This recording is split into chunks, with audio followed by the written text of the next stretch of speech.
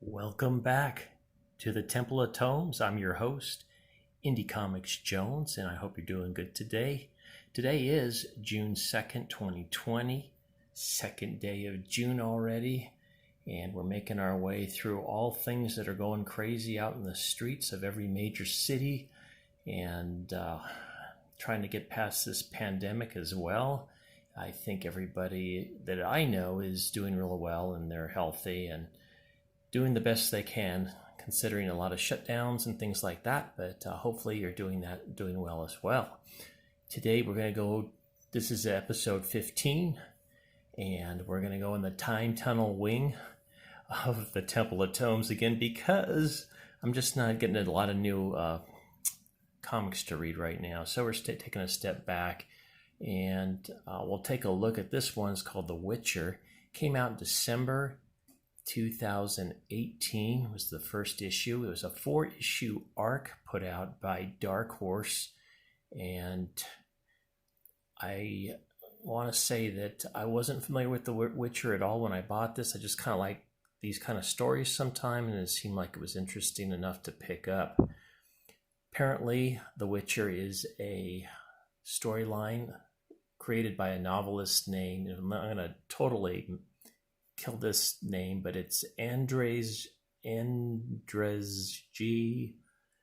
Sapkowski, and he's written a series of novels which have been adapted into obviously comics, I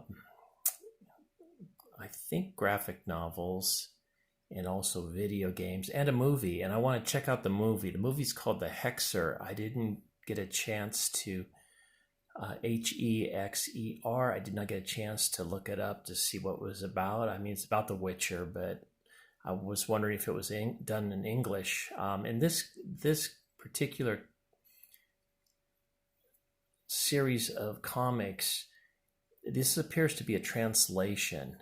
I have seen The Witcher series on Netflix. Very good. I really liked it. It was very intense, has a lot of interesting things going on. I probably have to watch it again because there's two separate storylines going on, decades apart.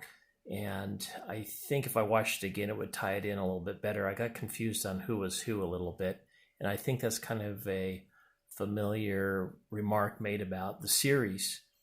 So I also had seen the I can't think what it's called, the cinematic for the latest video game, and that looked pretty intense too. This comic, though, is not as intense as those. It's more just kind of a happy-go-lucky story with a little mysticism mixed in.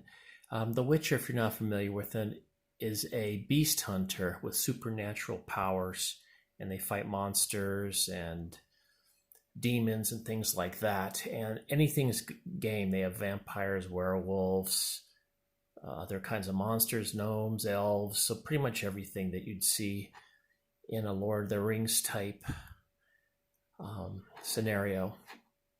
So we have 4 issues here. And this particular one, like I said, it wasn't, maybe I haven't said it, this one really wasn't that action-packed. It's more of a happy-go-lucky story. It was originally written by, let's see if I get her name right, Alexandra Matica, and the art is by Mariana Strajkowska. Now, the reason those names might be a little bit unfamiliar to you, I believe they are Polish names, and these two people live in Poland, and it's actually been translated into English. So this came out as a Polish comic first and then was translated.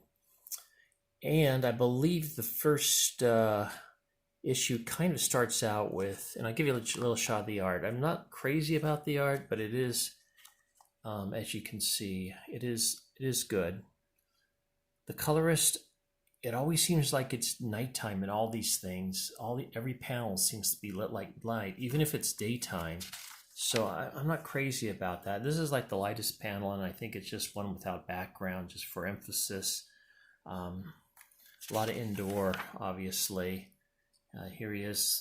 I guess it's at night in the forest or something.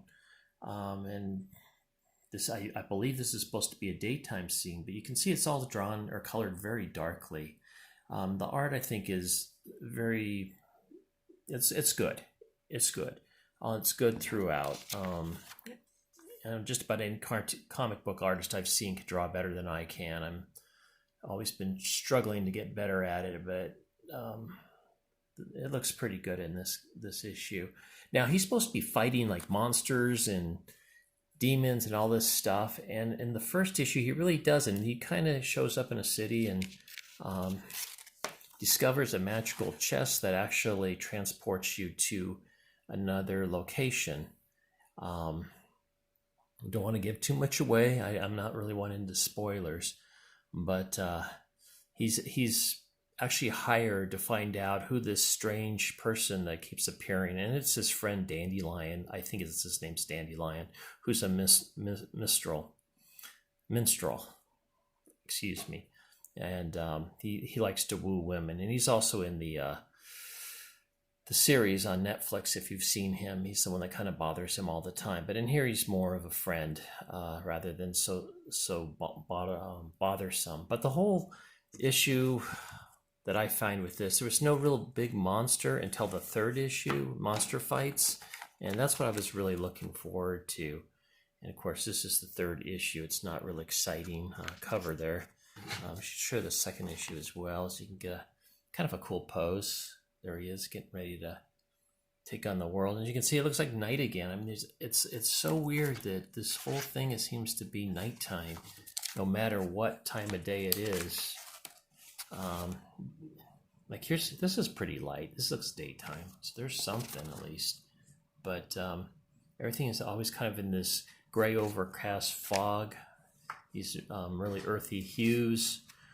So this is issue 3 is the first issue that we actually see them with some pretty good fight scenes. The other ones there's a couple fight scenes, but they're very quick. And you can see here's some of the monsters that they contend with. And this is in a cave somewhere. But it is a story of betrayal, and they're able to pull the rug out from under the betrayer at the end. So I probably gave you too much there, but you might not know who the betrayer is until the very end anyway. Issue 4 is a nice cover there too. Overall, it was an okay book. It was an okay read. The numbers on this weren't that great. The first issue came out, it was 5,500 copies. Second issue came down to about just under 4,000. Third issue was 3,400, and the fourth issue came in at 3,200.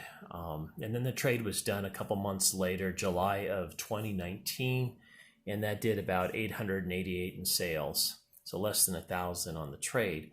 Now, I don't think that they lost it. I'm not saying they lost any money on this. I think they probably did okay, since this was probably already released as a Polish comic, and so it was all done. They just had to translate the lettering and redo the lettering in it.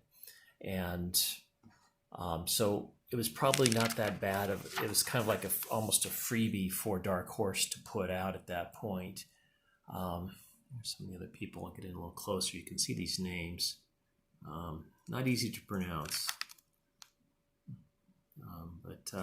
Yeah, like I said, my big problem with this probably was the story just wasn't exciting enough. It's a little, it's got a lot of humor in it. Not a lot of humor, but enough.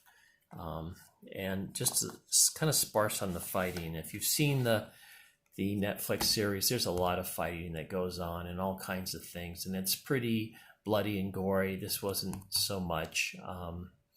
And I've seen like I said, saw the cinematic for the video game, and that was pretty intense too. So anyway, it's hard for me to recommend it. If you really like The Witcher and you were a completist, you might like it. If you just want a light story, not something super gross or gory, this might be a good buy as well. Main character's name is Gerault of Rivia, I guess. And he's played by Henry Cavill in the Netflix who plays Superman. He's the latest Superman that we know of. And you really don't recognize him. He's got so much makeup on. He does a good job. He's actually very good in it. So, but like I said, I bought this even before knowing what The Witcher was and that there was a Netflix series that came out. So I knew a little bit about it before it came out, but not this character is nothing like what we see in Netflix or in that video game cinematic I saw. But it's okay. That's my recommendation. Not over the top, but it's okay. This is Indie Comics Jones signing off from the Temple of Tomes. Have a good one.